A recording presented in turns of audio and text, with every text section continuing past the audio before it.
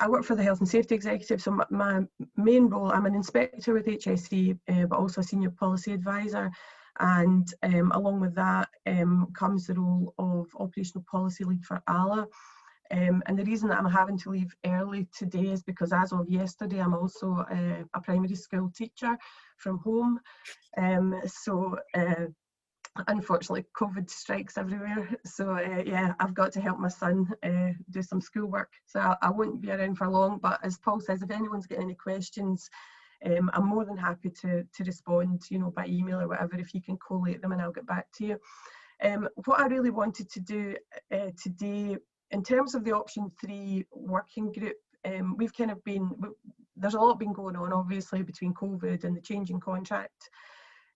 Option 3 was the minister, our minister, who at that time was Sarah Newton, back in November 2018 had agreed that we could pursue that. So basically take it forward a bit further, go for public consultation, a contract. And when we began dealing with all the sort of COVID issues, none of that has really changed. So Mike will be able to give you the detail about what's going on. HSE haven't really had a big involvement with what's been going on in terms of the development of option 3.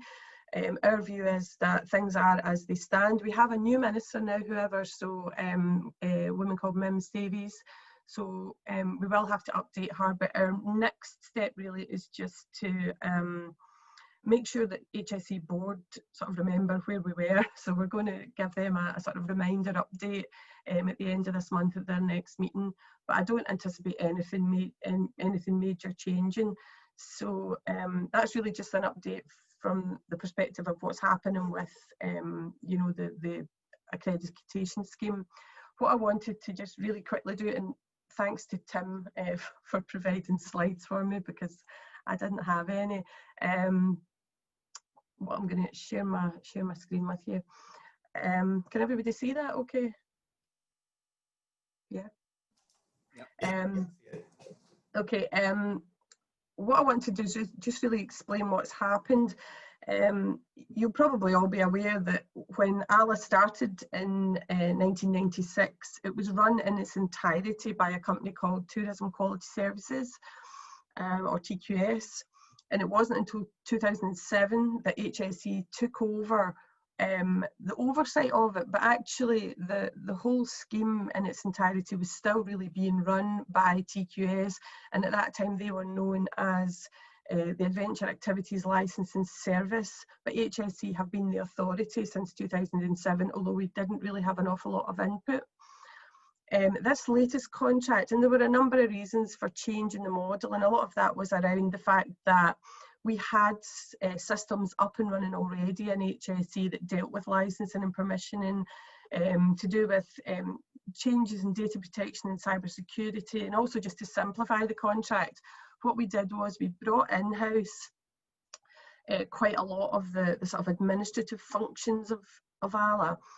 So what we really have in effect now is a system where we have a contracted inspectorate, if you like. So Tim's company, Adventure RMS, do the inspections, but HSE does everything else. So that's dealing with complaints, dealing with inquiries, liaising with local authorities. But obviously, because Adventure RMS do the inspections, and we work very, very closely with them, we have sort of regular contact. They're also there to support us for technical matters if need be, because obviously while HSE have got masses of experience in inspection in a sort of generic sense and across a number of industries, if we need somebody who has specific experience in outdoor activities, then that's we can go to Adventure RMS for that. I mean, so really just from the point of view of applicants, because we deal with the applications process, and that's probably where we have the most interaction with providers. I'm just trying to move my screen here. Yeah, so the page that you would go to apply for a license has changed slightly. And what happens is there's an application form which you can download and complete. And with that, there are some guidance notes. And this is really the part that we deal with. So we will take in the application form and all of the supporting documentation and the fee. And once we've got all of that, we then we check everything as it should be. So we're not looking at the detail of what's in your risk assessments, for example, but we're just checking that everything is there. And once it's in order, we then forward that to Adventure RMS to process those applications. And Tim will go into the detail of how that actually works. From our perspective, you know, the application form was created originally using the old TQS application as a sort of framework, and we sort of fiddled around with it a little bit to change it for what we needed. But and we had some trial runs with sort of willing guinea pigs who decided to test it out for us. But obviously over the months we've kind of got a better feel for what we need and what you need. And so we've just recently changed the application form and the guidance notes. The one thing I'd say to anybody who hasn't applied yet, and I know it's a temptation when you look at an application form and you think that's quite straightforward, I know what to do.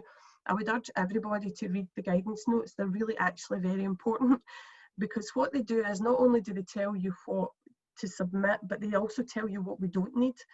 And one of the questions that I quite often get asked is, you know, how am I going to submit all these, you know, reams and reams of documents? You know, I don't know how to get it all through to you. There's so much of it.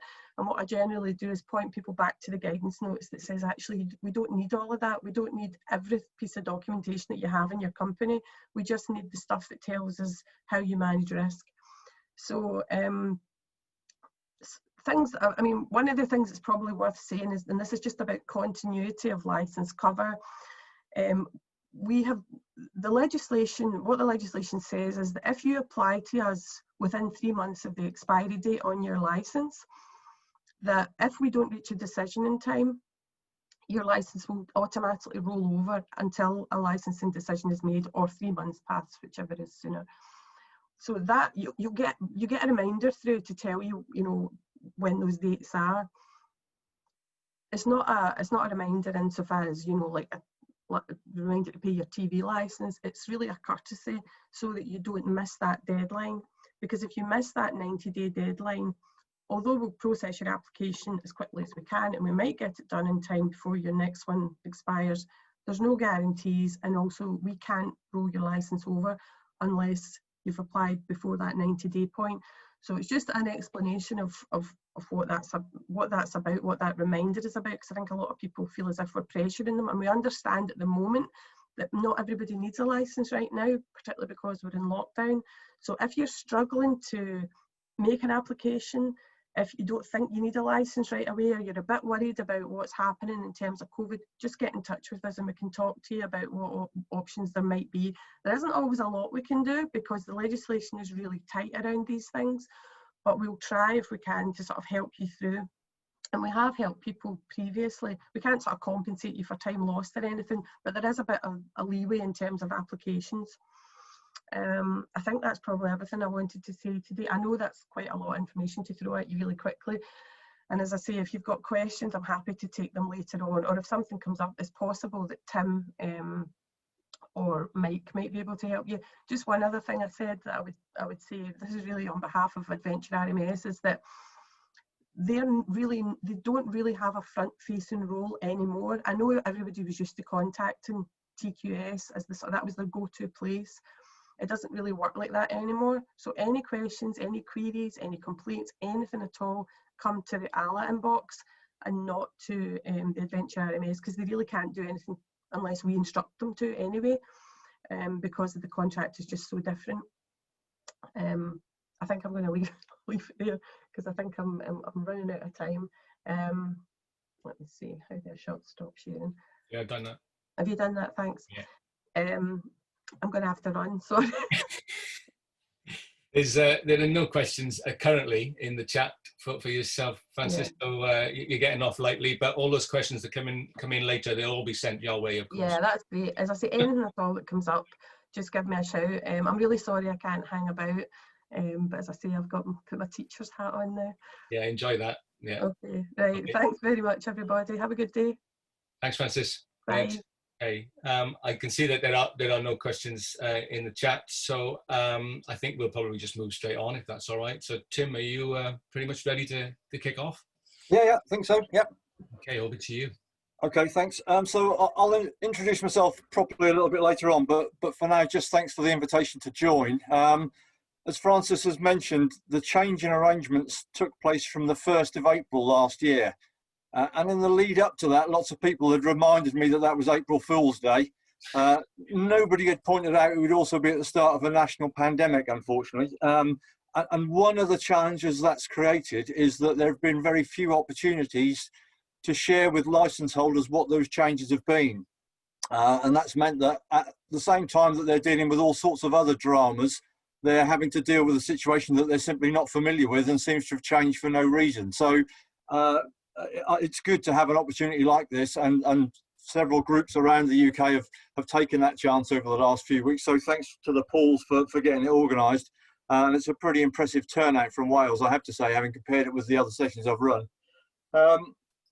In terms of what I was planning to do, I was just going to briefly introduce myself and Adventure RMS. I was going to confirm the changes to the arrangements themselves that Francis alluded to briefly just a moment ago. I was going to spend most of the time just trying to explain to you what the application review process is now. And if you're not even familiar with that term, if you think inspection in the old language is application review in the new language, but it is distinctly different. So I wanted to try and explain that to you. I'm guessing quite a few of you will have already gone through it because you've probably renewed your license in the last 9 months. But for everybody else, I was going to spend some time doing that. And I was also just going to briefly talk through how we're managing that process in the context of COVID at the moment and the lockdown. And then I was specifically going to provide some opinion, and it is opinion, in terms of if you're trying to make a decision about whether you should apply to renew a license at the moment. Maybe I've got some things I could share which might help you in making that decision. It certainly won't make that decision for you, but it would be some things that you might want to factor into your thinking. So, and some of that is incredibly new from the 6th of January, actually. So I was going to look to share that with you as well. I'm happy to answer sort of questions probably as we go along. There's a few points where there's an obvious change of content. So at that point, we'll just check in with the Pauls to see if there are any questions or whatever. And I'll do my best to answer those as we go along, or if not, at the end, if that's easier. I've prepared some slides. That's mainly to help me stay on track more than anything else. So as I say, please, as questions come up, stick them in the text box at the bottom, and that will avoid them being out of context at the end. Firstly, whilst today is largely about talking to you about things that have changed, I thought we'd just briefly start off with something that's stayed exactly the same and hasn't changed at all, and something that I've actually got a couple of questions for all of you on, and that's the regulations themselves. So despite so many other things that have changed, the adventure activities licensing regulations are exactly the same now as they have been. So there is no change in what should be required of you in order to hold a license. With apologies to those of you that have been involved with licensing for perhaps longer than I have, the regulations have got sort of 5 themes, and hopefully you're looking at a bit of a pie chart now with those 5 segments on it. And it shows you the 5 areas to which the regulations apply. So the first question I've got for you, and I'm not expecting you all to answer this because that would take the rest of the morning, so just keep it in your head, the answer, but is how many AALA regulations are there? So we know that they're spread across 5 different areas because I've given you that information there, but lots of you will have known that already. But how many AALA regulations actually are there? We've all got incredibly comfortable since 1996 talking about the AALA regs and AALA, but how much do we actually know about those regulations? So I thought it might be interesting for you to quiz yourself on how many regulations there are. So I'll just give you a second before I give you the answer. Okay, so there are 20. I can see lots of you jumping up and down and fist pumping and stuff, so you're obviously all over that. But yeah, there are 20 AALA regulations, and they're all set out word for word in the back of L77. So I'm guessing a lot of you will be familiar with L77. It's that blue covered document which kind of gives you all the guidance and everything you need to know about AALA licensing. It's still available as a free download from the HSE website if you want to get a look at it. And Appendix 3 at the back of that provides those 20 regulations word for word, which might make you think they're a monster, but actually it only covers 11 pages. And that shows you really that they are perhaps simpler than maybe initially we might think. So don't worry, this isn't a massive Zoom quiz. I've only got one other question, but that second question is, so of those 20 regulations, how many of them do you think place duties and responsibilities upon providers themselves? So you can see from that pie chart there are the 5 themes, the 5 areas, and one of those, the key one, all of you, most of you, are providers themselves, license holders. So I was just interested for you to think for a moment about, well, if there are 20 regulations, how many of them are regulations that force me as a provider to do particular things? So again, I'll just give you a second to have a think about that.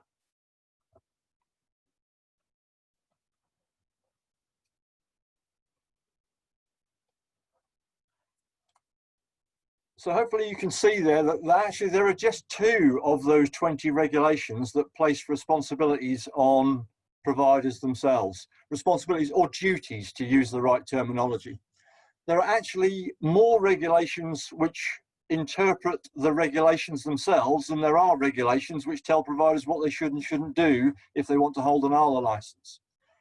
You can also see that there are actually 3 times as many regulations which tell Frances and her team what they're allowed to do than there are which tell a provider what they're allowed to do. So when she mentioned earlier that applying on time can give more options in terms of what AALA might be able to do for a provider, that's not Frances's call. That's because the regulation 15 says AALA can do this and can't do that, and that's the basis on which she's that's the situation which she's working within, really. The 2 that apply to providers are Regulation 6 and Regulation 9. They're pretty simple, they're pretty straightforward, and to be honest, I genuinely think all good providers would want to do most of what's in Regulation 6 and 9, whether they wanted a license or not, because it's the sort of thing you would want to do to effectively run your business. The difference is that because they are part of the AALA regulations, you're required to do that, and you're required to prove you do that in order to hold a license. So, and that's the nature of a permissioning scheme, which I think Frances kind of mentioned. The big difference between a permissioning scheme like AALA and health and safety regulations generally, like the Health and Safety at Work Act, for example, is the general legislation is only checked to see if you're complying with that if you have an accident or an incident.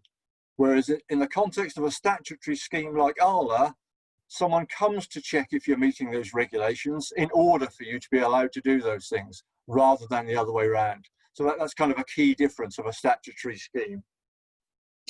I mean, I've been involved in AALA licensing and inspecting for just over 15 years, and I'm still surprised by the number of providers who don't realise the requirements the regulations place on them, or probably more particularly the requirements that aren't placed on them by the regulations. It's so easy to assume that AALA says we have to do this, AALA says we have to do that, whereas in fact 6 and 9 are pretty straightforward.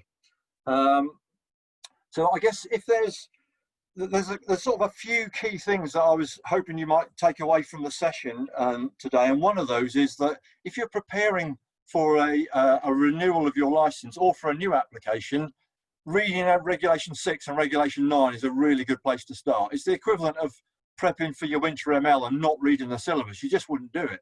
So I'd really encourage providers to have a look at those if they're not familiar with them already. Okay, so I was just briefly going to introduce myself and Adventure RMS a little bit, because for a lot of you, it'll be I and the company will be completely new. So I set up Adventure Risk Management Services Limited back in 2019, and it was specifically to provide inspection and accreditation services against predefined regulations, criteria and quality standards. We don't do anything else. So we don't act as technical experts or technical advisors. We don't provide educational visits advice to local authorities. We don't provide instructor training courses or anything like that. Everything we do is about accreditation processes, inspection, safety and quality. That's it. I've worked in the outdoors myself for just over 30 odd years now, I suppose, sort of a climber, a paddler, a sailor. although probably not in that order anymore. I've got the usual sort of range of qualifications for someone that's been in the business that long. Probably more importantly, for the last 15 years, I worked for the licensing service. So initially as a freelance inspector, then I worked for 12 years as a permanent senior inspector. And then for the last 3 years, I worked as the deputy head of inspections alongside Marcus Bailey, who loads of you will know, I'm sure. So that's kind of my background, if you like. Adventure RMS were appointed as the AALA inspectorate, as Francis said earlier, and that was back in November 2019. We're also the Ministry of Defence's subject matter experts for adventure training, and we inspect all of their adventure training provision in the Army, the Air Force and the Navy across the world. We also work with a number of police forces, and we work with some non-government organisations as well. So sort of hopefully in a nutshell-ish, that's myself and Adventure RMS. I wasn't going to talk any more about me or the company, but if there are any questions particularly about that side of things, I'll try and answer those now before we move on. No? Great. Is that right, Paul and Paul? I'm sort of looking at you for a nod. Yeah, fine. Yeah, nothing in the box. Anything from anyone you'd like to raise with Tim before we move on? Okay, carry on, Tim. Great. Okay, so to tell you more about Adventure RMS then, it's a very simple and sort of clean company in terms of its structure.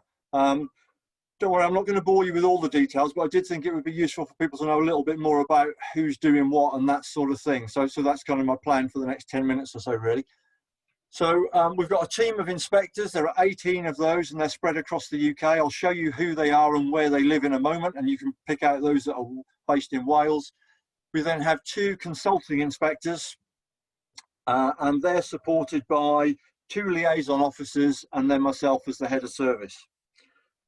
Approximately half of the current inspectorate, half of those 20, are former AALA inspectors. So 3 of them were full-time permanent senior inspectors in the old world, and 6 of them were freelance inspectors. The other half are entirely new to the role. And not wanting to sound like a football manager, but that kind of blend of youth and experience is what we were going for when we sort of set out to recruit the inspector team. We wanted to have some of the benefits of the old and also some of the benefits of new people asking questions like, well, why do you do it like that? And that sort of thing. The inspectors, the consultant inspectors, the liaison officers and myself, we all work via a bespoke cloud-based system which we developed in order to do the work itself, to track the work, to manage it, and to sort of oversee everything that goes on. So all of those people work from home offices, as everybody, including myself, but we all use a common cloud-based system to do all of our work on, and that was something we designed before we were, well, partly designed before we were awarded the AALA contract, and then finished it once we had. So in terms of who those inspectors are and where they're based, that hopefully gives you a bit of an overview, sort of halfway down on the left-hand side. And before anybody says, yeah, I know Owen, John and Andy don't live exactly where those arrows point, but they're pretty much, hopefully enough to give you an indication as to who's where. But that's the inspector team, the inspectorate team. And as you can see, Owen Hayward, John Green and Andy Newton are inspectors based in Wales. Inspectors and consultant inspectors were recruited based on their industry experience, their technical competence, and thirdly, their freedom from potential conflicts of interest in performing the role. So they were the 3 main criteria we used when we were recruiting. We were pretty fortunate. We only posted the inspector role in one place on the IOL job site, and we had over 100 applications, which puts us in a really good position to be able to recruit, and particularly strong from Wales. In fact, we actually had more WMCIs applying from one town in Wales than we had from the entire southeast of England. So that kind of shows the strength of folks in Wales who were interested in doing the work. It's likely that we'll slightly expand this group over the next couple of months with some additional folks who in specialist activity areas. But largely speaking, that's the team we've had since the start of April, and that's the team we're going forward with into the second year of the contract. Having completed an induction, which they're all required to do, they're also required to undertake regular mandatory training with us. They have to do that to maintain their role with us. They're paid to, but they have to do that. They also have additional opportunities to undertake CPD training with us. They're also observed in practice annually, so we observe them undertaking application reviews, and they also have to undertake peer learning observations every 6 months. In addition to all of that, they also have to undertake a minimum number of application reviews per year. And all of those things I've just mentioned are required of them in order to maintain their role with us as an inspector. And that's really just to make sure that they retain their own currency as an inspector. You need them to be familiar with the regulations, familiar with the industry and everything else if they're going to do an effective job of reviewing your application. So that's kind of where that all comes from, if you like. I guess the other thing to mention is that they're also required to work with an appointed consulting inspector on every application review they undertake with us. So some of you will be familiar, some of you I think worked in the previous regime, and largely speaking that was sort of an independent role. That isn't the case in the new process, and I'll go on to explain that a little bit more later on. If you want to know a little bit more about any of the inspectors, so for example, perhaps you're trying to recognise someone who's coming to do your application review and you don't know that person, you can find a bit more about them. So I'm just going to try and share a different screen here. So this could go horribly wrong, but we'll see. Yeah. Okay, so this is just the homepage of our website. I won't bore you with all of it, but just this section up here. So about us, if you go to that bit there, then what you'll find is all of the inspectors that work with us are all on there. So if you are informed by Adventure RMS that your application is going to be reviewed by John Crosby, for example, and you've never met John, you want to know what his background is, then you can just go onto the Adventure RMS website and you can find out a little bit more about John and what his background is and all that kind of stuff. Okay. Okay, so what I was going to go on to now, unless there were any questions, was just to confirm really what Francis was talking about earlier in terms of the new arrangements, and then talk specifically about the application review process. So in terms of the current arrangements as they are now, and this is significantly different, and it's taken all of us a while to get our heads around it really, but if you look up in the top left-hand corner here, basically that applications, inquiries and complaints, and that includes providers, license holders, potential license holders, members of the public, schools, everybody else. So all of those folks, their point of contact with the AALA licensing process now is the AALA themselves, the HSE. So that unlike in the old world, that now is a team of people. They're based in Edinburgh. Francis is their policy lead, as she explained, and they're responsible for all of that sort of public-facing role. So we're all used to having a situation where we used to ring Cardiff and have a chat with Jackie or Marcus, or maybe even you got put through to me, and you spoke sort of direct to the inspectorate. Well, that arrangement has changed because all of the work, all of the administration work and the public-facing work wasn't something the HSE contracted out. They wanted to do all of that themselves. So initial contact that you all have will be with the AALA themselves, not with Adventure RMS. If it's an application, once your application has been accepted by AALA and you've paid for it, it's only then that they'll send it to us. And at that point, that's the first time we're aware that you've made an application. And at that point, we'll make contact with you, and a direct link between you and Adventure RMS will then exist from then on. When we've finished our work, our report will go back to AALA, and they'll pass that and your license, if that's appropriate, to you. So that kind of arrangement is slightly different, because obviously it used to be that AALA sat behind Adventure Activities Licensing Service. Now they sit in between us as the inspectorate and you as the providers. I'm not trying to create any barriers there. I just thought it might be helpful to kind of explain who's responsible for what. Okay.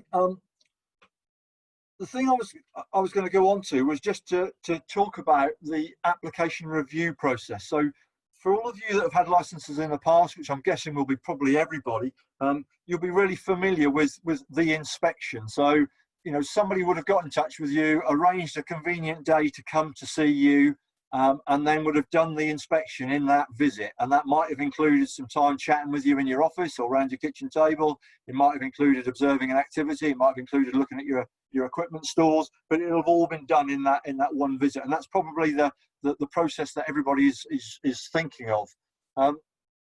But that has now changed significantly. And I wanted to spend just a few minutes just talking you through how it works now, and also trying to explain why we've done it this way, because I could understand that some people might be frustrated by that. And as I said earlier, I'm happy to try and answer questions if I can, if folks have got them, either because they've been through this new process or because they haven't. Either way would be fine. Okay, so in terms of the process itself, the first bit, the acknowledgement bit at the start. So basically, once your application has been accepted by the AALA and you've paid your fee, and that might have included a bit of back and forth between you and them, but once that's happened, they will then send us the application. They don't send us the fee, but they send us the application. And at that point, we will contact you. And that's the first time you'll have had anything from us that's got Adventure RMS on it. Up until then, it'll have all been AALA. But we'll send you an email telling you some sort of key details. So the first thing we'll tell you is who your inspector is going to be, so you'll know who that person is. And we'll also give you their contact details in that same email, so you can contact them if you want to, whilst you're waiting to hear from them. We'll also tell you the time scale that inspector is required to complete their element of the work, so that you know how much time pressure they are or aren't under, and you can factor that into your own diary when you're planning how to respond to their questions. We'll also send you a copy, and in that same email, of your last report. So whether that was done by the Adventure Activity Licensing Service or done by us, you'll get a copy of the last one, so you can remind yourself as to how that went and what was in it. And then we'll also send you several links to different information on our website, mainly the guidance notes and also the frequently asked questions section. We'll very briefly look at those later on. So, but anyway, that all happens within that acknowledgement period, and hopefully that's a chance for us to say to you, right, we've got your application, we've started work, this is who's doing it, this is how long it's going to take, and this is how to get hold of us if you need us, sort of thing. That's what that first introduction is. So the next bit is called the core inspection. So what happens here is that your inspector will review the application form that you sent to AALA and review any supporting documentation that you sent with it. They're not going to do that in front of you. They're going to do all of that through our cloud-based IT system. All of that's provided to them, and they're required to go through everything you've sent and look at it, read it, make notes about it, and all that sort of stuff. So they do that within the core inspection. If you like, if you've sat through an AALA inspection in the past, that bit where you used to sit in the office watching us read stuff, well, that's that bit. Except for we're doing it in our own time, in our own office, and you don't have to watch us. Also within the core inspection, we'll sample your online presence. So we will look at your website if you have one, but we'll also look around at things like Twitter and Facebook and other places to see what sort of profile you have or haven't got there. We'll look at TripAdvisor and those sorts of things as well. That happens during that core inspection process. And then also during the core inspection, we'll make contact with you to arrange either a telephone or a Teams chat. We use Teams for all of our remote conferencing work. All of the inspectors use it, and they'll get in touch with you. And at that point, all they're looking to do is just clarify any straightforward questions they might have, to introduce themselves, to say hello, to answer any questions you might have at the start, but really to ask any very straightforward questions to clarify the application that they think that they're looking at. So the reason we've done it, we've introduced that core element is because it allows the inspectors to put much more time into looking at all of those things. It was never possible to properly look at your administration systems during that one-hit visit, or at least there was always pressure to be moving on to the next thing. And we didn't want that to be the case. So the reason that core inspection has come in is in part to allow us to do that part of the role more thoroughly, partly to hopefully to take pressure off you, because you don't have to sit there and accommodate us while we're doing all that. You can be getting on with your own lives because that's not part of, you're not involved in that bit. The outcome of the core is that hopefully the inspector is getting an impression, a feel for your application. They're getting a bit of an understanding as to what it is you do, how much of it you do, and how you go about doing it. And that's why there's a conversation with you as part of that process. The other reason we've done it is because that means if we identify issues at that really early stage, which we think might mean we're not going to be able to recommend your license as renewed, we can tell you right there and then. And there is still lots and lots of time for you to do something about that, which might avoid us having to recommend the license application is refused. So there will be feedback from your inspector at the core inspection point. It's not a case of us working out a few things and then saving them up for the end. As soon as we're aware of anything, we want to make you aware of that. And that will include things we think are looking really good, as well as things we think may be a problem in the context of the regulations themselves. Okay, so the next bit is the consultation. So bear in mind the inspector will have already been in touch with you as part of the core. Once they've done that, completed that, they will then have a consultation with one of our consulting inspectors. It's not an optional thing. They have to do it in every application they review. And what they do is they have a Teams meeting with their appointed consulting inspector. That consulting inspector has access to all of the same information that the inspector has because of the way we manage our data. And they basically talk through, okay, how am I feeling about this application? What have I learned so far? What are the potential issues? What have I gained from the conversation I've had with the provider? How am I feeling in terms of license duration? Does it work in terms of 1.03? All of that sort of stuff is a conversation between the inspector and the consulting inspector. And the consulting inspector's role is, we have a thing, it's not called a checklist, it's called a challenge list. And the consulting inspector's role is to challenge the inspector in their thinking as part of that process. So why do you think that's a problem? Why do you think that's okay? Why do you think they should have a 3-year license or whatever it is? That's the role of the consulting inspector, not to try and trip them up, but to try and ensure that we can deliver a consistent and robust inspection process on every occasion. Okay, if they decide, they will also decide during that what needs to happen next. So it's possible that that core inspection will have provided everything the inspector needed in order to recommend a license as issued. And if that's the case, that's what they'll do. It's more likely that it will have identified all the areas where the provider's compliant with the regulations and 1 or 2 where they need to further explore that to see whether they are or not. And that's we refer to that as a further inspection.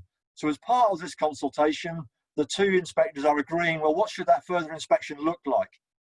And that will include absolutely targeting exactly what's going to be inspected. So it might be, I don't need to come to your centre. I need to go to the new gorge that you're intending to use and that you've asked us to add to your licence. So why would I come to your centre? I've done all that sort of stuff as part of the core inspection. So I would perhaps meet you or one of your team at that gorge and we would look at that. It might be the issue is around the management of equipment, in which case I simply want to come to your stores and meet the people who are responsible for managing the stores. It might be the issue is around how you give instructors information. So I'd like to come to a morning staff meeting. And that's what I'll do. I'll just come to that morning staff meeting. What I won't do is repeat all the process that we went through in the core inspection. So I won't start again and say, right, you know, half an hour in the office, 2 hours looking at your files, out to see an activity. It will be exactly what it is in order to complete the further inspection. Obviously, you'll know what that is. Your inspector will have talked you through all of that, so you'll know why they're coming and exactly what it is they want to do. But it'll be a targeted visit, and you'll know what the aim of that visit is, what the outcomes are. So the final thing they'll do as part of that consultation is they'll consider the inspector's own health, safety, and well-being. So if they're going to walk out to meet you in a remote venue, who's looking after them? Who knows if they don't return at the end of the day when they're supposed to? They're the sort of questions they would be asking you as a provider. So we need to be asking them and providing them with that support as an inspector. So that happens as part of that consultation as well. Again, after that consultation, the inspector would look to provide you with some feedback and some comment so that you know what's going on. So you're not just wondering what's happening in the background. The chances are they're going to come to you and either say, great, this is what I've decided I need to do for my further inspection, and they'll look to arrange that with you, or they'll say, actually, we don't feel we need to do a further inspection, and here's what happens next. So that's the consultation process. As I say, that happens on every application review. It's a recorded process, and it's a face-to-face thing. It's done over Teams in the same way that we're all looking at each other now. The next bit is the further inspection itself, where that's required. So I've already kind of mentioned what that might include, but it can include all sorts of things. So it might be we'd actually like to interview one of your clients. It might be we'd like to talk to your newest instructor. It might be we would like to have a tour of your stores. It might be we'd like to come and observe an activity taking place. There's all sorts of things that it could be, as long as they are in relation to Regulation 6 and Regulation 9. If they're in relation to other things, we have no remit to push you on those. So that further inspection will be planned and arranged with you as the provider, and you'll know exactly what it is the inspector's trying to explore as part of that process. It's quite possible that the further inspection will also include looking at anything you've done as a response to things we talked about in the core inspection. So if in the core inspection, the inspector talked to you about, look, I think there's going to be an issue in terms of instructor competence for stand-up paddleboarding, well, they're going to tell you that in the core inspection, and they're going to give you an opportunity to do something about it. And that means by the time we get to the further inspection, you may be in a position to say to them, right, we've had a look at that, and this is what we think we're going to do now. And again, the further inspection is a chance to look at anything you might have done during the process so far. Okay, and then once that further inspection is complete, the inspector is then required to write a report. The report is actually for AALA, it's not for the provider themselves. And initially, it was unclear as to whether those reports would actually end up coming to you. We were really keen that they would, and we've tried to structure them in a way which means they will be useful to providers. But it's definitely the case that ultimately they are for AALA and not the provider, and that doesn't make that process entirely straightforward. So I accept there may have been, there may be some questions about that. I guess the other thing to mention about the report is the report won't include advice and suggestions. It will only include comment in relation to Regulation 6 and Regulation 9. That doesn't mean you won't still get that from the inspector. In fact, hopefully you'll get as much, if not more, as you ever did. But the difference is none of those other comments will be written down in your report. Because the problem is that if we suggest you might like to do this or you might like to do that, and for whatever reason you choose not to, there's an AALA report in the world which says you were encouraged to do that. And that can cause a problem in the future. So the reports are focused on, are you meeting the requirements of Regulation 6 and Regulation 9? And if you are, then you should be given a license. If you aren't, you should be told why you're not and given time to deal with those things. Everything else, all of the conversation, all of the, have you seen this? Have you heard about that? Did you see this the other week? All of that stuff, which is incredibly useful and we want to continue or even develop, doesn't need to appear in your report, because it comes a bit like in the old days when you passed your ML, they wrote a nice little story about you, didn't they? These days when you pass your ML, it says satisfactory pass. That's exactly the same scenario. You don't really want that stuff hanging over you for the rest of your career. So that's why we've separated that. There is an option in the report to write guidance, however, and that's because if we think the people who have been involved in the application review process, you guys that we're talking to, if you are not the decision maker because you work for a larger organisation, then we want to be able to express that advice and guidance that we've made to whoever it is that is the decision maker. So in those rare occasions, that will appear in the report, and that appears in section 6, which is called guidance. The last thing I was going to say about the report is the reports have to go through 3 stages. So the inspector writes the report and makes a recommendation on your application, i.e. should we award a licence and for how long. The consulting inspector who worked with them halfway through the process then has to review those decisions and has to agree with them, has to confirm them. And then finally, once they've done that, it comes to me as the head of service and I have to convert that recommendation into a decision. So every application that's reviewed now goes through those 3 checkpoints before it goes to AALA. The inspector themselves, their consulting inspector who was involved in the process, and then myself as the head of service. A lot of that is to avoid a situation in which an individual inspector is making a decision about your license. We don't want that to be the case. We want it to be a collaboration of 3 individuals, all of which are involved in different ways in the process. Part of the reason for that is to try and ensure that we consistently make decisions across the various types of provision there are in the industry, and also across the UK. If you are provider X and you work in Wales, then your license should be awarded on the same basis that a similar provider who's based in Scotland, because the regulations are the same. And that process is about trying to ensure that takes place. Okay, I should sort of be straight and say that none of that process was put upon us by the HSE. So if you kind of are listening to some of that and think, well, I don't really like some of that, that's probably the HSE. I'm afraid it isn't. Adventure RMS designed that application review process. We did it with kind of sort of 4 key things in mind, really. The first was we wanted it to be a process rather than a one-hit visit, because we wanted providers to have time to respond to things during the process, in the hope that wherever possible we could avoid having to refuse licenses. So that's why there are several stages to it. The second thing was we wanted to ensure that the visits that took place were targeted. So visiting you is time consuming for the inspector and for you, because you have to give up half a day and you have to make sure your instructors are available and all that stuff. So we wanted to make sure that those visits, we got the maximum from them. So you and us knew exactly why we were coming and what we wanted to see. The third thing was we were adamant that providers should only be required to comply with Regulation 6 and Regulation 9, but they should still have opportunities to receive feedback from someone who's had to really look closely at how they operate. But they aren't the same thing. So what the regulations require is not the same thing as any advice or discussion we might have. And that kind of goes back to that comment about the reports I just made. And then finally, we wanted to try and ensure that inspection decisions are consistent across the whole of the UK, both in terms of time and geography. So they're the 4 reasons why the application review process that I've just dragged you through is so different to the previous one. And as I say, I don't want to try and hide behind AALA by saying, oh yeah, the HSE made us do that. They didn't. That was our tender was put forward on this basis. Okay. What I was going to do was just to go on and talk a little bit about how COVID has affected all of that, only a little bit, and also just to try and give you a few suggestions if you're trying to make a decision as to when to apply for a renewal.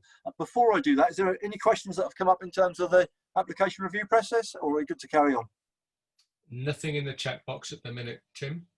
Great, okie dokie. Yeah, you're covering everything, but none of it. Good. We've just had a question come in. What's the rough time frame between the core inspection and the further inspection process? Yeah, so in total, the inspector has 56 days to complete their work. So from the day the email is sent to you saying this is your inspector, to the day that inspector has to submit their report to the consulting inspector, that's 56 days.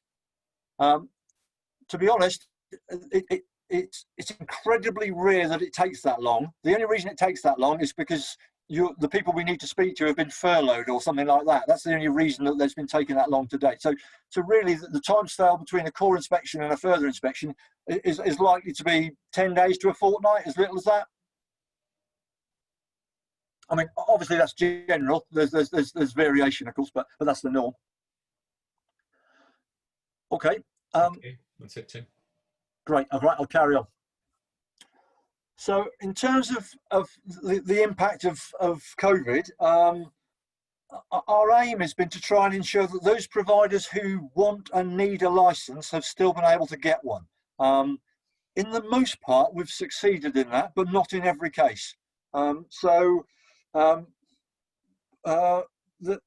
We've completed just under 300 application reviews since the 1st of April. So if you're kind of wondering how many people are renewing their license, that gives you a feel, I guess. Most of those have been done remotely. So I'd like to claim I saw this coming, but I didn't. It's a complete fluke. we had already decided that we would provide all of our inspectors with remote conferencing facilities and software, and we would provide training for them.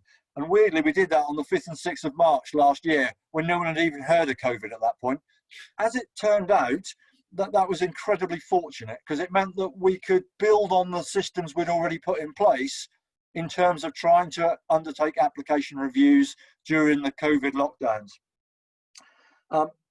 In the period sort of July to November, the vast majority of application reviews included a visit of some sort, a further inspection of some sort.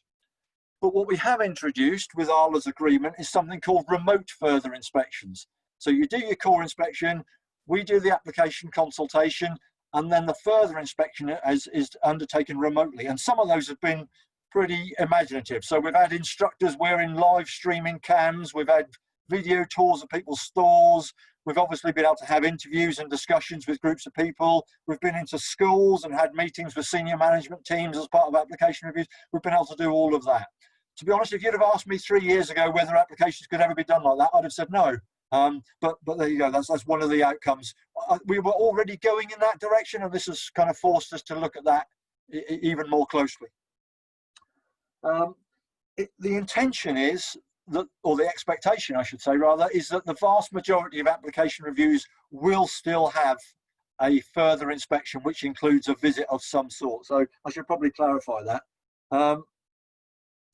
There's quite a bit of information on our website. I won't drag you through it, but these tiles that you can see on the screen in front of you are both links on our website.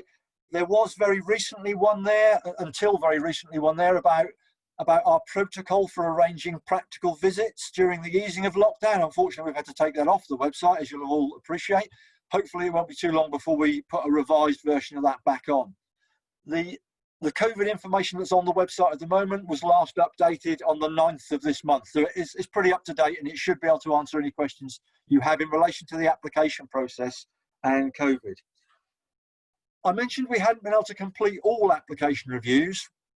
There were 2 that we couldn't complete, and that was because the provider was unable to show us the things we needed to see in order to be able to make a decision. It wasn't their fault, it was simply because they weren't able to do those things, and therefore we couldn't make a decision. And we had to say to the AALA, I'm sorry, on this case, we haven't been able to make it. As soon as we had a gap in lockdown, we rushed out and completed those 2, and that happened, and everything went ahead as normal. But it would be wrong to say that in 100% of cases we've been able to deal with this during the COVID lockdowns. We're just becoming aware of what seems to be a bit of a spike in applications. Now, whether that's because outdoor people are generally pretty optimistic folks. So whether they're looking ahead and thinking, right, 90 days from now is April. There's lots of talk about a vaccine. That's also the time of year when I normally start to get busier.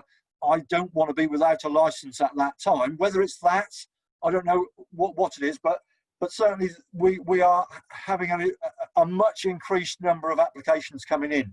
If it continues, obviously, it's also going to come at the same time as we would be at our busiest for renewal inspections, which is January, February and March. That's always been the case. So at the moment, it must be incredibly difficult for providers, either who don't have a license or who chose to allow their license to lapse last year, and there are quite a lot of those, or for those whose license is coming up for renewal. It must be incredibly difficult to decide what to do about that. Do I want to renew? Can I afford to renew at the moment? How do I want to deal with that? So I was just going to finish off the presentation with just sharing a couple of bits of information in that sort of vein, which hopefully might be of use to you, one of which is incredibly new.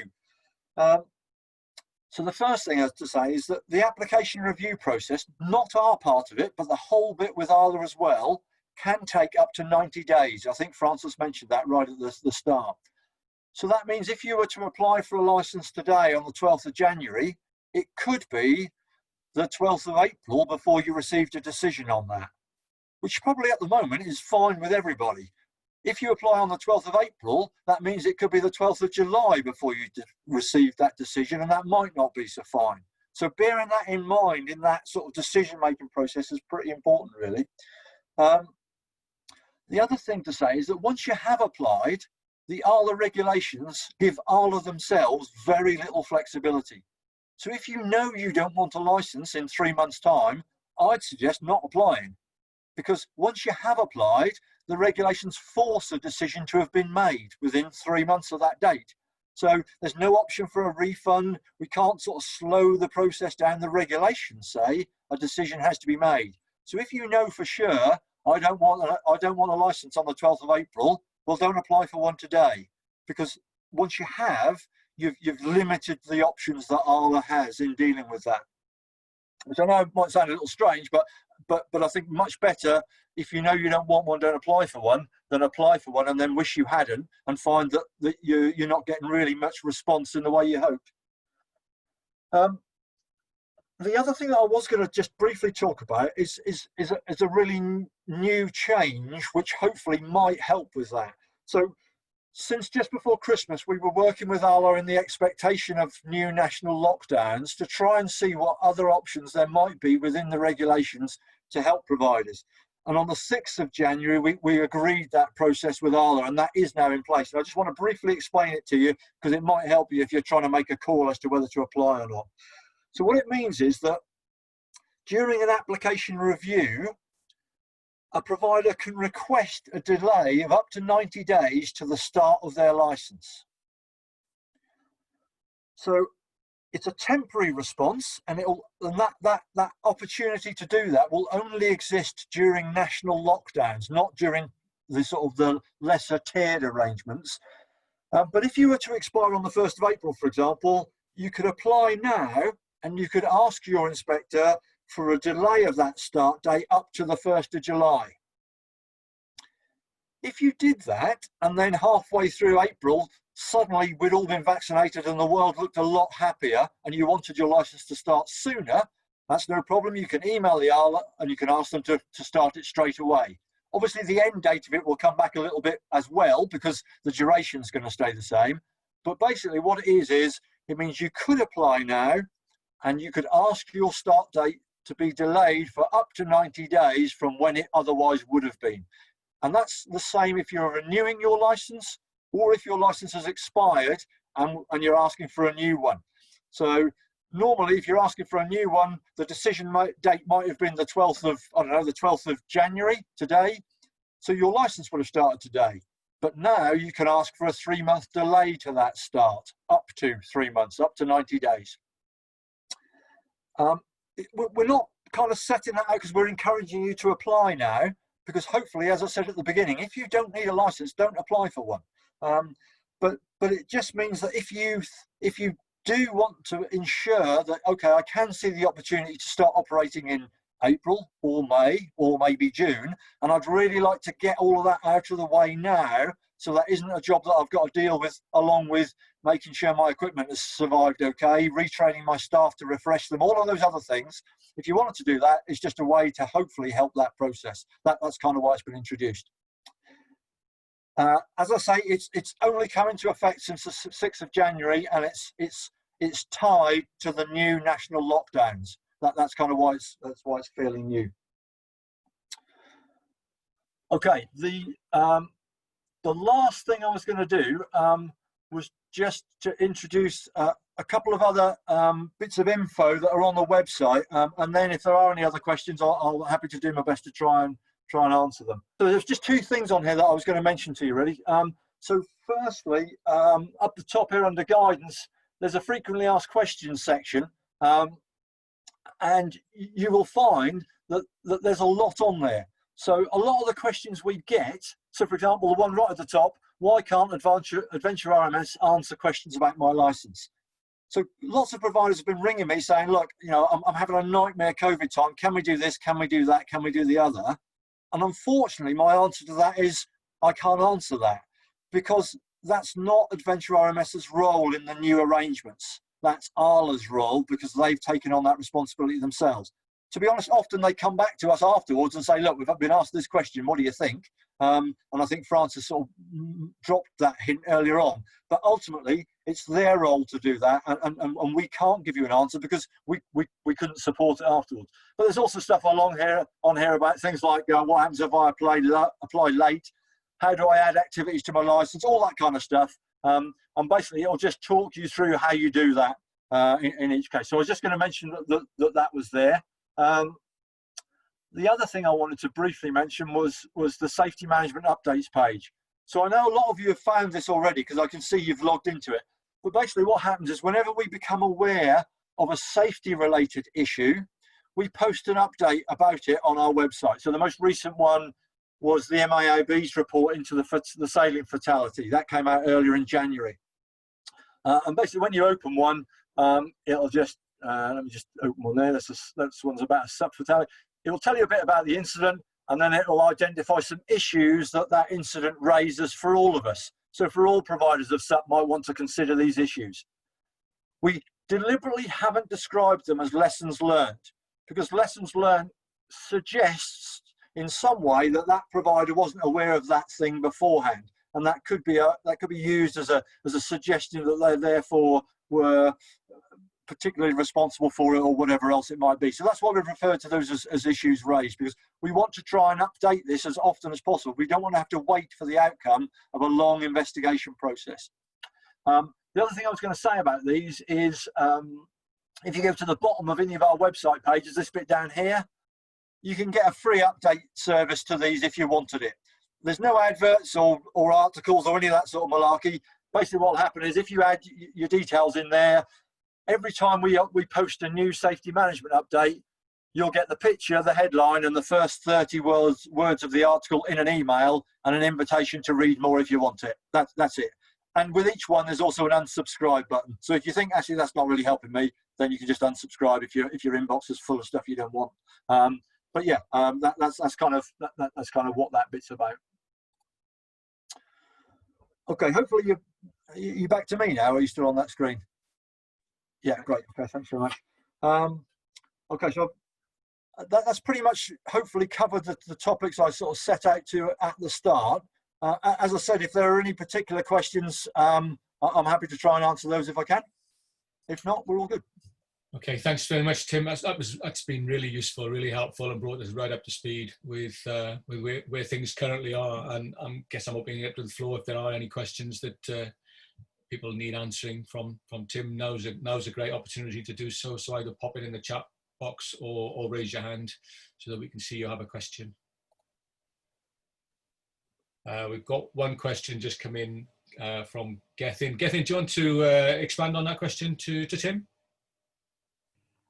Yeah, morning, Tim. Cheers for that. I'm just looking now. I mean, historically, we were able to ask AALA inspectors a variety of questions for their opinion on retirement of kit, helmets, all sorts of little technical questions. Quite a useful resource. Is that facility still available, or has that gone now in the new world?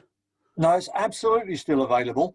So during an application review, that's definitely the sort of thing which is still going on, and we want to encourage that. We've got no problem with that at all. What we don't want to do though is to start including that in the actual reports themselves. For the reasons I mentioned earlier. But yes, you know, all of those sort of broader conversations which can be incredibly useful, that's definitely still part of that process. That's great. Cheers. Thank you, Tim. We did have a question from James about slides of the presentations this morning. We can provide those to people, I guess, Tim, from yourself and Francis. Yep. Yeah, I mean, I guess you've recorded this presentation, we have, yeah. So I guess you'll have them there. But yeah, if you wanted me to send you the PowerPoint presentation, that's fine, no problem at all. Okay, thank you very much. Do we have any further questions? No, that's good. Great. Done a good job, Tim, obviously. Or not, but we'll see. Okay, that's great. So if there's no further questions for Tim, but by all means, if you're thinking about things as Mike comes in now, pop them in the chat box. So I'm going to move straight over to Mike Rosser. Mike, over to you. Good morning, everyone. Thanks, Tim and Francis. So I'm just going to give you a short update on the option 3 proposals. So just to remind you, back in 2017, HSE carried out a number of face-to-face consultations, followed by an online consultation as to the future of licensing. And They came up with three options. One was no change. One was to continue with the statutory scheme, but with a few changes. And the key thing there is, because it is a statutory scheme that is governed by an Act of Parliament, any changes need to go through a parliamentary process. And then the third option, a group from the outdoor industry at some of the consultations said to HSE, well, we've already got a number of non-statutory schemes like Adventure Mark, Gold Standard, LOTC, that have grown around licensing, and we'd like to put a proposal to you that the industry could now run this area. So that took us to round about 2019. The group that put the proposal to HSE came from around the UK and included most of the major representative organisations in England, Wales, Scotland, Northern Ireland, and had a working title of UK AIG. It wasn't a constituted group, it was simply a group of organisations that wanted to progress that work. In 2019, we realised that most of that group were also members of the IAC Council. The IAC is the group that manages Adventure Mark and also the LOT scheme in the outdoor sector. So we agreed that those two groups should merge, and I'll show you the membership in a moment. Stephen Sadler, who's in on the call, was appointed as an independent chair, and we've continued to work based under the existing IAC Council constitution. Because one of the key things, if we are going to put a proposal to HSE that will go through a parliamentary process to have a scheme that not only might replace licensing, but also to take on some of the other key bits that Adventure Mark, LOTC, and the Gold Standard scheme have. So all these other schemes really have grown up because different organisations found that licensing obviously is key and is about safety, but for their operations, and whether you were operating with schools or with other bodies, there may be other key bits of your operation that you'd want accredited, like accommodation, like quality of learning and that sort of thing. So the idea is, and one of the key things that came out of the consultation was, instead of organisations holding maybe 2 or 3 accreditations, that there might be one that could replace all of those. At the beginning of COVID and lockdown, we naively thought that we could progress our work quite quickly because we wouldn't have much else to do. But everyone who sits around the table works for another organisation, has their own business, and obviously that has been massively a key focus of a lot of people. We picked up the work again in September time, and the Mountain Training Trust, the body that manages Plastic Brennan, they've offered us part of Lowell Collins's time. He's the Director of Training, to actually act as the project manager. And so we're now looking ahead and progressing the work on developing the scheme and the business plan behind it. So just to give you an overview, the Adventure UK membership, if you sort of scan down there, you'll see that most of the existing schemes are represented. There are representatives from all parts of the UK and from some of the key NGBs as well.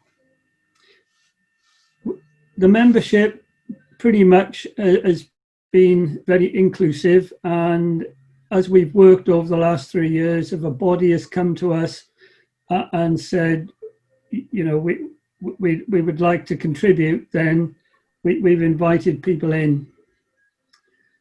So the structure as it sits at the moment is Adventure UK has got 2 key aspects to its work.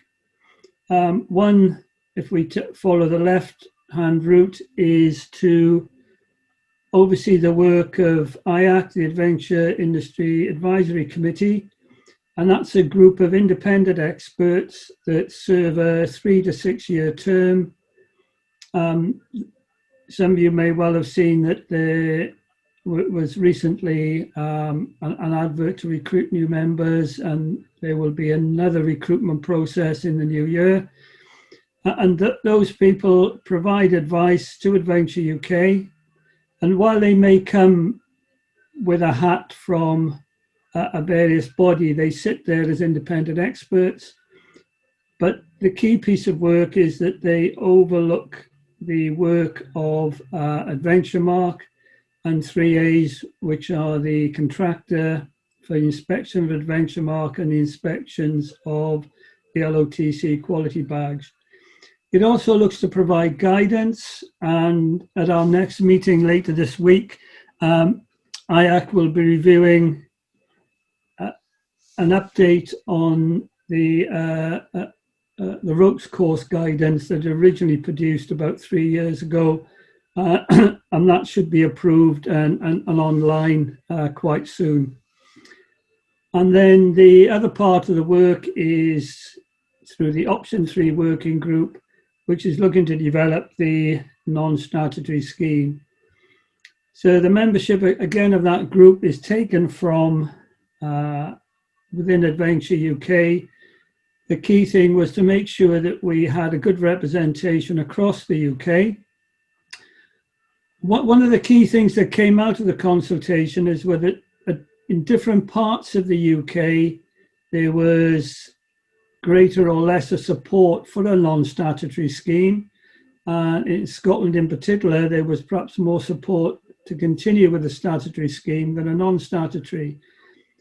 But one of the reasons that HSE agreed to follow a route of seeing whether the industry could run a non-statutory scheme was all the initial comments were about broadening the scope of a statutory or non-statutory scheme, whether it was the scope of the activities that were looked at or the scope that was what was inspected. And going back to something I said earlier, because the OWL scheme is there through an Act of Parliament, extending the scope involves a parliamentary debate.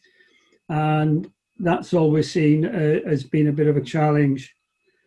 Equally, looking forward, to remove the OWL's regulations will involve a parliamentary debate, and that could be an equal challenge. So what are we setting out to achieve? Well, starting top left, whatever that model is, it has to be financially self-sustaining. You know, there are no subsidies or grants that might come via government or HSE. Obviously, if it's non-statutory, it needs to be a scheme that's supported by the sector. Otherwise, it's a no-goer, because you need to buy into it in the same way that people buy into current non-statutory schemes.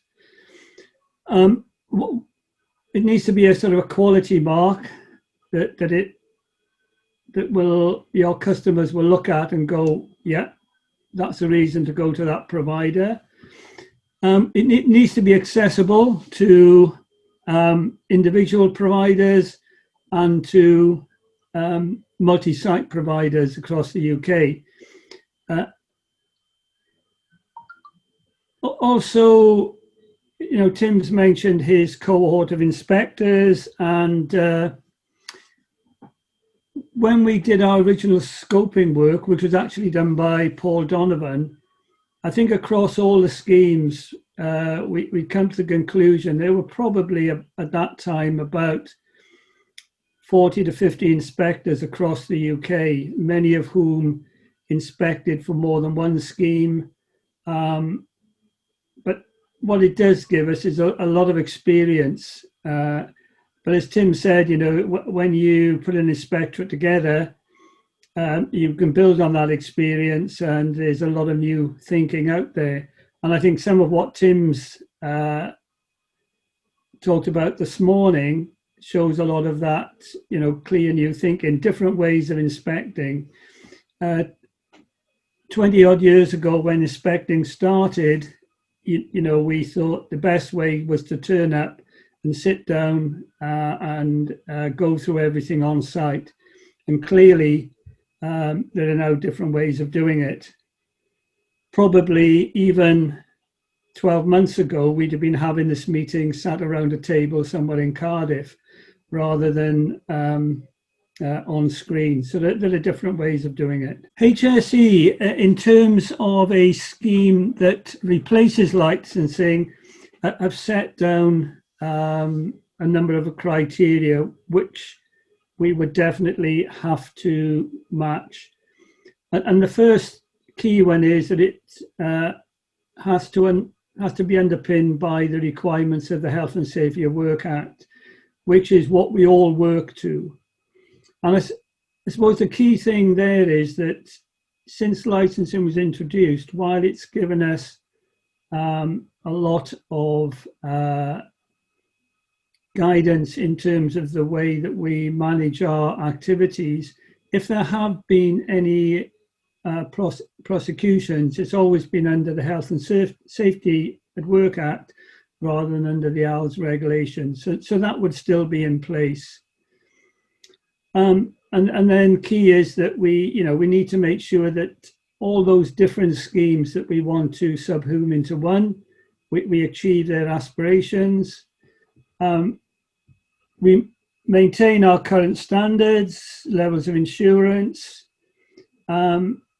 reducing administrative burden. That again can be challenging. You know, Tim has again alluded to some of the changes that they've introduced, but equally, whenever there's a change, you know, often you just need to sit down, get used to the new activity and the new way of doing things. But once you've done it once, especially with electronic methods, it's there and saved, and it just needs to be updated next time round. HSE talked about better value for the public purse. I think what they meant by that was that they weren't putting any money into it. And certainly the last few about mutual recognition, and it's got to have a reach across that the UK is key, because we all work in multiple sites across the UK, and licensing currently is devolved to the home nations. Now that devolution has been taken up differently in the different home nations. So in Wales, the Welsh government said to the HSE, you carry on and look after it. In Scotland, the HSE still look after it, but they're still considering whether they have their own HSE set up there. And in Northern Ireland, the AALA's regulations were never enacted, so they've only ever had schemes like Adventure Mark and LOTC working there, no AALA's regulations. So the key decision makers looking forward, as Francis said, there's a new minister, the Undersecretary for Employment, Mims Davis. She needs to be briefed on where we are. There's a new chair of the HSE board, and it's the HSE board that makes the recommendations to the minister. Sarah Newton used to be minister. She's now chair of the HSE board. So hopefully that's a plus when we put our proposals forward.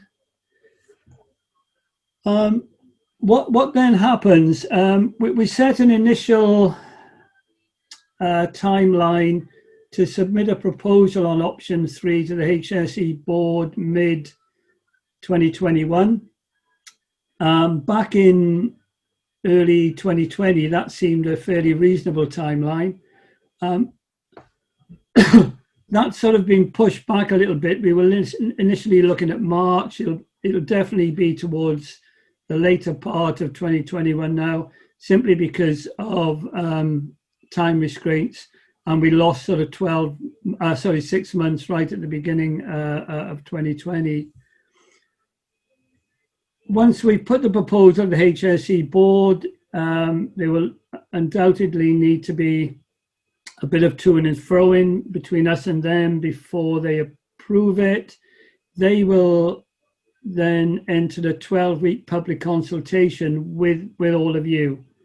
So they'll take it on to consult with everybody to see is this the right way forward. If there's a positive outcome to that proposal, it'll then be put to the minister. We then need to have a parliamentary debate about the taking the Young Persons Safety Act off the statute. Goodness knows when you get into Parliament at this stage. So a time frame for a transfer of schemes could be anywhere between 2023, 2025. Realistically, to think any further in a time frame that's narrower than that at the moment, we can't do. And of course, the other thing that we've just got in the back of the mind is that Parliament may decide against taking the Act off, that they want the status quo to continue. So what's plan B at that point? Because we've got all the non-statutory schemes sat around the table at the moment, perhaps the one end point was, instead of having 2 or 3 additional schemes to licensing that you might apply for, there might only be one. Who knows? But we need to think about that as well. They are all the different schemes that we have consulted with over the last 3 years, really to look at the way the schemes currently go through their inspection process, and also to be clear about what are their priorities. And again, Paul Donovan was key in going through that process. And you'll see there 8 and 10 at the bottom, they're actually schemes for accrediting overseas expeditions. Now, it's not really a core for us at the moment to be looking at those schemes in terms of the remit of something that we're just thinking about for the UK, but we did look at them in terms of their processes. So some of those additional things, as we've mentioned before, you may want to look at accommodation, food hygiene, transport, and quality of learning. The key thing that we are looking at is we would only inspect what a provider offers. So if you don't have any accommodation, obviously it wouldn't be inspected. If you don't have any transport, that doesn't get inspected. But equally, the way that our thinking is that if you did have accommodation, you couldn't opt just to have your activities inspected. It would need to be a whole process. And that's in a similar way to which, Adventure Mark and the LOTC schemes work at the moment. And from the different consultations that happened, one of the key benefits that people thought would come out of an industry-led scheme and bringing together some of the non-statutory schemes was about that flexibility and freedom to respond to changes. So one key thing would be as we introduce new activities. So, you would think back to the beginning of licensing, stand-up paddleboarding wasn't an activity, it now is. So, we need to be able to respond to even the more bizarre activities we sometimes see, like zorbing and similar. But any scheme needs to have a clear governance structure. And currently, within Adventure UK, we are looking at the way in which we can ensure that we've incorporated into a body that could then employ a contractor through an open tendering process to deliver the schemes in a similar way that sort of happens at the moment. So that's where we are at the minute. Slower progress than we thought, but hopefully over the next 12 months, if I was sat here in 12 months' time, we'd be part of a debate about this is what we see a scheme looking like, and what do you think? Mike, thanks very much for that. We've got a question in from Matt Jones, specifically to you by the theme of the question. Matt, do you want to come in and just clarify that question with Mike? We got Matt at all? Right, yeah, so Matt, I can see your question. So if there's a non-statutory scheme, what is to stop cowboy organisations starting and running sessions with non-qualified staff? Yeah, it's a non-statutory scheme, so there is no law behind it, and that is absolutely a key question. Francis from HSE would point towards the fact that everyone has to operate under the Health and Safety at Work Act, and you need to show compliance. And one of the ways you show compliance is to go through an accreditation process. And if any scheme introduced hit the HSA criteria, then it would match that process. But you're quite right, other people could continue to operate through poor practice. The other side to that is that HSE plus the industry would advertise the fact that there are various kite marks that schools, that individuals, that parents and families should look to have confidence that the provider that they are booking with meets minimum standards. So certainly part of one of the challenges for us is communication.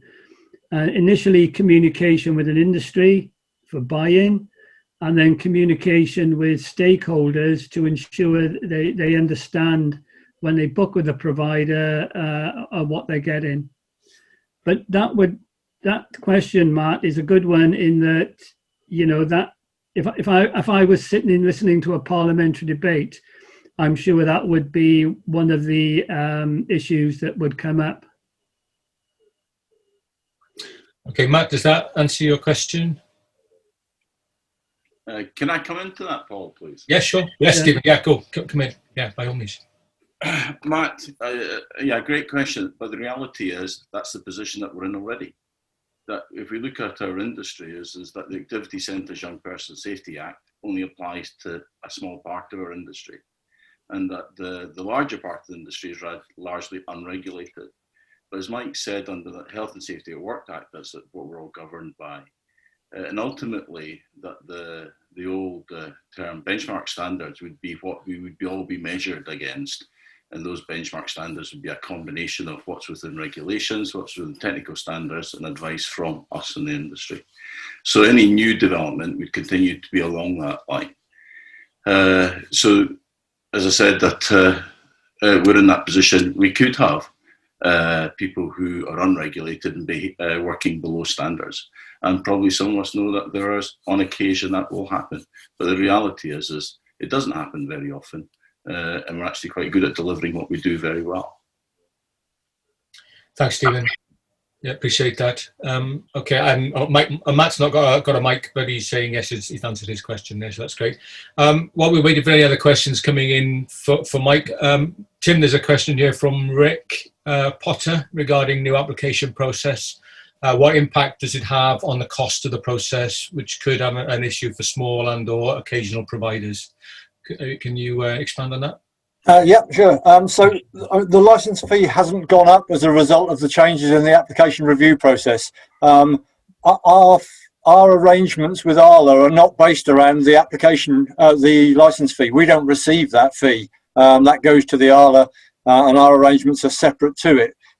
So the sort of I guess the impact we might have in terms of how that could apply to a small provider, which I think was part of the question, is more about license duration than it is about application fee.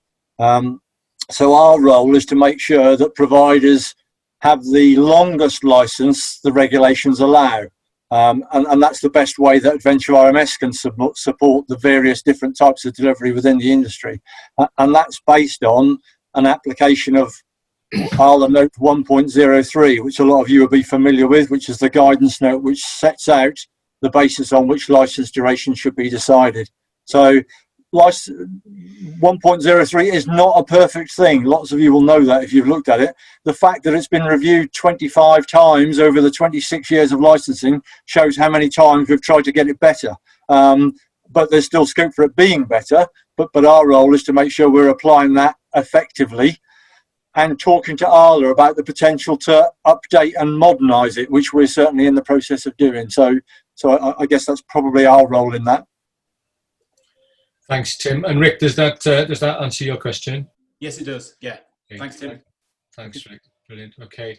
There's no other questions I can see coming up in the chat box, but if anybody does have any questions for Tim or for Mike, then now is a great opportunity to obviously pop your hand up or pop something in the chat box for us. Just give it a minute or two to see whether anything's coming in. Just whilst you're waiting for that, Paul, thanks very much. We've had 26 people have suddenly signed up to the safety management update, so I'm guessing a lot of those will be based in Wales. So thanks for that. That shows the effectiveness of this sort of chat. Indeed it does. Yeah, you're absolutely right there. So that's good. Okay, so I guess that's 26 people who weren't aware of that function in the first place. So that's good. I guess not. Yeah. Yeah, brilliant. Okay. No other questions coming in. I guess we've had those questions that you may well have had in the back of your minds answered by either Francis, Tim, or Mike this morning, and I'm very appreciative of them coming along and giving us those updates that we've received. I've certainly had some updates from a licensing perspective, which has been really useful for myself, and I hope you have as well. If there are no other questions from anybody in the room, I can just thank you all for attending. Thanks to Paul for setting all of this up and getting everything in place for us to be able to have this event this morning. We have been recording. We will make that available through the 3 regional groups should you wish to get access to it, and of course the presentations that have been given this morning as well. And by all means, if you've got any further questions and follow-up questions, you can direct those either at myself or one of the regional teams, I guess, or direct to Mike in this instance, or HSE really. I'm remembering that to get to Tim, you've got to go through HSE from majority of your questions that you may well be asking. So yeah, thanks all very much, and we're ahead of schedule to finish by 12 o'clock, so that's all really good. So nice to see you all, and let's hope that we can get out there and get functioning as best we possibly can in the not too distant future. Okay, thanks very much, everybody. Thank you, Gene. Okay. Yeah, thanks. Happy 2021.